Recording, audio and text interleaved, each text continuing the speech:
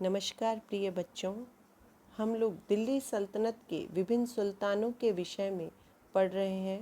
पिछले व्याख्यान में हमने इल्तुतमिश के बारे में पढ़ा था। आज हम इल्तुतमिश की पुत्री और मध्यकालीन भारत की सबसे साहसी सुल्ताना रजिया सुल्तान के विषय में पढ़ेंगे। इल्तुतमिश के सभी पुत्र अयोग्य थे और यह तथ्य इल्तुतमिश से भी छिपा नहीं था।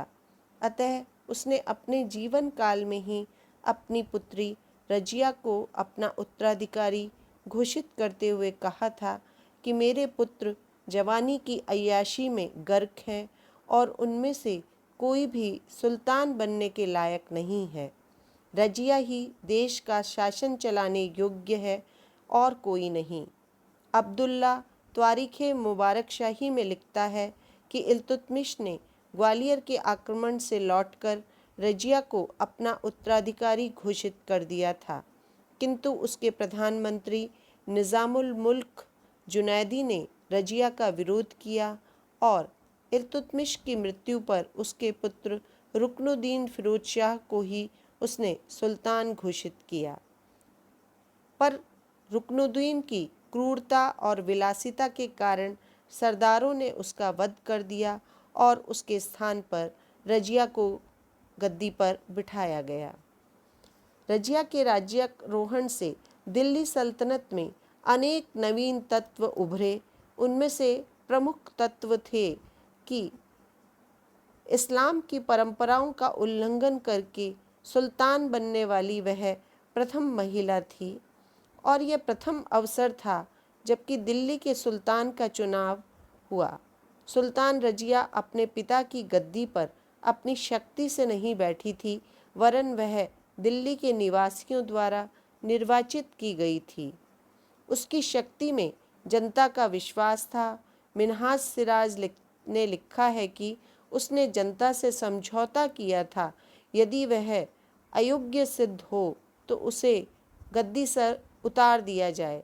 स्पष्ट है कि उसने इस समझौते के माध्यम से लोकतांत्रिक भावना का प्रदर्शन किया। जिस सिंहासन पर रजिया आरूढ़ हुई वह सुखों की सेज नहीं थी।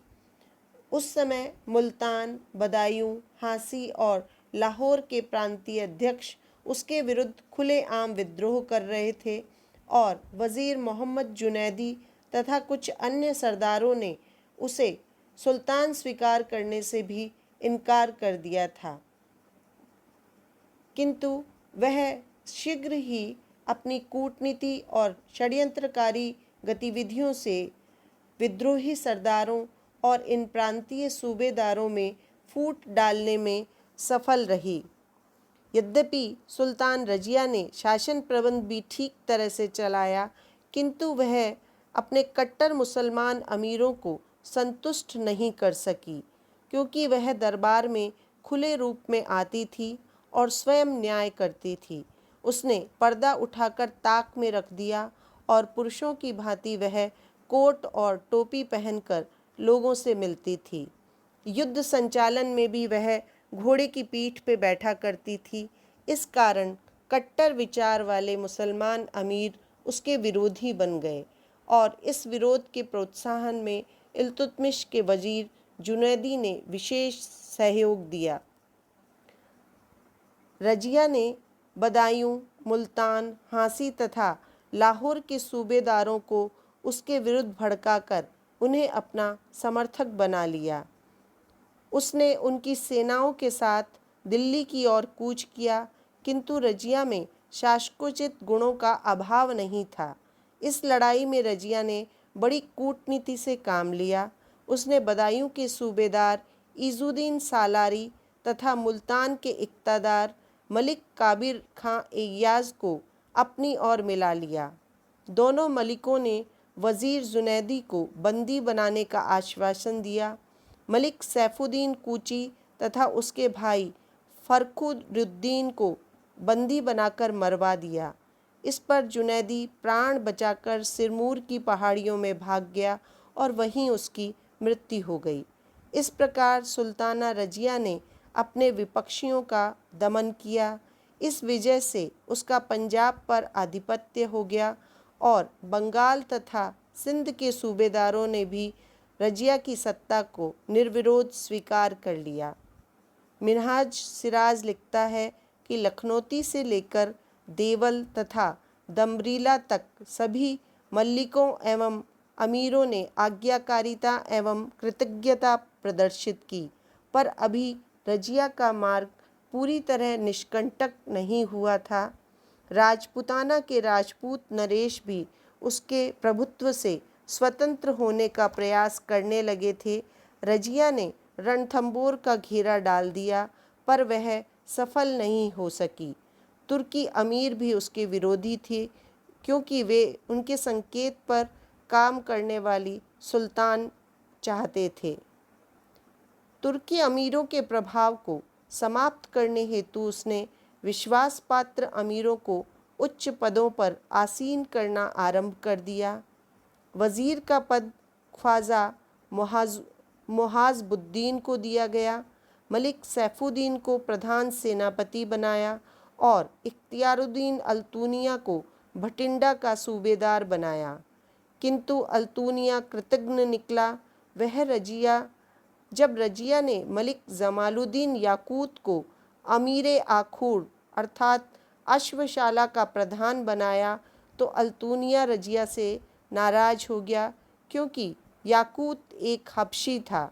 अल्तूनिया ने सुल्तान रजिया और याकूत के मध्य प्रेम का व्यवहार स्थापित कर उसे बदनाम करना आरंभ कर दिया।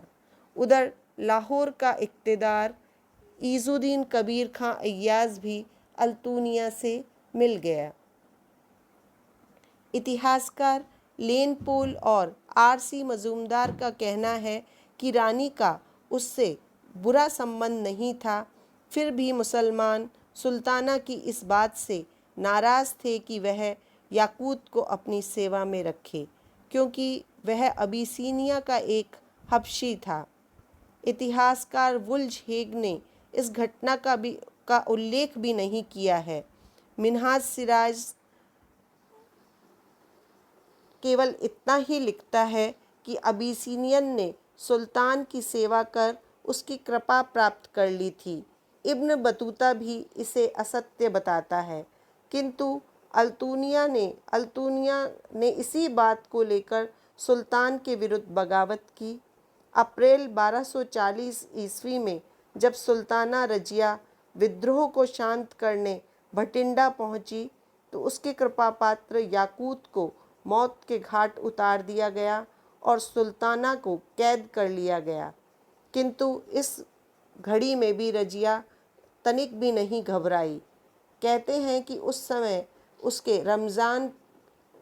समय रमज़ान का महीना था और रोजे रखते हुए भी रजिया ने शत्रु का बहादुरी से सामना किया था। रजिया ने अपनी कूटनीति से विद्रोहियों के नेता अल्तूनिया को अपना बना लिया और उसके साथ निकाह कर लिया। इसी बीच विरोधी मुसलमान अमीरों ने रजिया के भाई बहराम शाह को दिल्ली का सुल्तान घोषित कर दिया। ऐसा होने पर रजिया अल्तूनिया के साथ अपना खोया हुआ राज्य प्राप्त करने की दृष्टि से दिल्ली की ओर बढ़ी, किंतु 13 अक्टूबर 1240 ईस्वी को मुइज़ुद्दीन बहराम की सेना ने उसे पराजित कर दिया। इस युद्ध का परिणाम यह निकला कि अल्तूनिया और सुल्ताना रजिया दोनों ही इस दुनिया से विदा हो गए। उनके मरने के विषय में दो धारणाएं प्रचलित हैं। पहला कि अल्तूनिया और रजिया कैथल के समीप डाकुओं के द्वारा मार डाले गए, और दूसरा रजिया और अल्तूनिया को दिल्ली लाकर बहराम शाह के हुक्म से मारा गया। दिल्ली में तुर्कमान गेट पर उसका मकबरा आज भी विद्यमान है। वह राजी और साजी के नाम से जाना जाता है। कहते हैं कि साजी रजिया की बहन थी, पर इतिहास में ऐसा उल्लेख नहीं मिलता है। अब हम रजिया के इतने शीघ्र पराभव के कारणों पे कुछ प्रकाश डालेंगे। सुल्ताना रजिया एक अच्छी प्रशासिका थी, साथ में वीर महिला भी थी। दिल्ली की जनता भी उसके साथ थी, फिर भी वह अपने तुर्क अमीरों से पराजित हुई। इसके कारणों का अध्ययन करें तो विशेष तौर पे पाते हैं कि वह एक महिला थी और कुरान में स्त्री का कोई स्थान नहीं है, वह एक दासी तुल्य बताई गई है। अतः जब रजिया दिल्ली की सुल्ताना बनी तो कट्टरपंथी अमीर उसके विरोधी हो गए। इसके अतिरिक्त जब उसने पर्दा ताक में रख खुले रूप से दरबार में आना शुरू किया और हाथी और घोड़े पे बैठ युद्ध का संचालन भी शुरू किया तो तुर्की अमीर और जनता उसके विरोधी हो गए। इस संदर्भ में ईश्वर टोपा लिखता है कि उसके अनुचित कार्यों ने तुर्की दल की प्रतिष्ठा को आघात पहुंचाया और उसके प्रिय समर्थकों एवं हितैषियों को भी उसका विरोधी बना दिया। दूसरा कारण रजिया के विश्वासपात्र अमीरों का विश्वासघात था। रजिया ने अपने वजीर जुनैदी और उसके समर्थकों के प्रभाव को कम करने हेतु महत्वपूर्ण पदों पर अपने विश्वासपात्र अमीर नियुक्त किए थे, किंतु वे रजिया के प्रति स्वामी भक्त नहीं रहे। अल्तुनिया को भटिंडा का सूबेदार रजिया ने ही बनाया था और वही रजिया के विरुद्ध सेना लेकर आ गया। 40 गुलामों ने भी रजिया का सहयोग नहीं दिया, जबकि उनकी नियुक्ति रजिया के पिता इल्तुतमिश ने ही की थी और ये 40 गुलाम रजिया के विरोधियों का साथ देने लगे थे। रजिया में अनेक अद्भुत गुण थे। वह दिल्ली की प्रथम योग्य शासिका सिद्ध हुई। वह प्रथम और अंतिम दिल्ली की महिला सुल्तान थी। उसने दिल्ली पर लगभग 3.5 वर्ष शासन किया। अपने इस अल्पकाल में भी उसने राज्य को भली भांति संभाले रखा। वह एक साहसी, राजनीतिज्ञ और प्रतिभा संपन्न शासिका थी। उसका चरित्र चित्रण करते हुए तत्कालीन इतिहासकार मिन्हाज सिराज लिखते हैं कि वह एक महान साम्राज्ञी, प्रजा न्यायी, प्रजा उपकारी, राजनीति विशारद, प्रजा रक्षक और सेना नेत्री थी। स्त्री होने के कारण वह अपने अमीरों की प्रिय नहीं बन सकी। इसलिए कहा गया है कि वह जितनी महान सुल्ताना थी उतनी ही योग्य नारी भी थी। Doctor A.L. श्रीवास्तव लिखते हैं कि उसके पतन का मुख्य कारण तुर्की सैनिक अमीरों की बलवती महत्वाकांक्षा भी थी।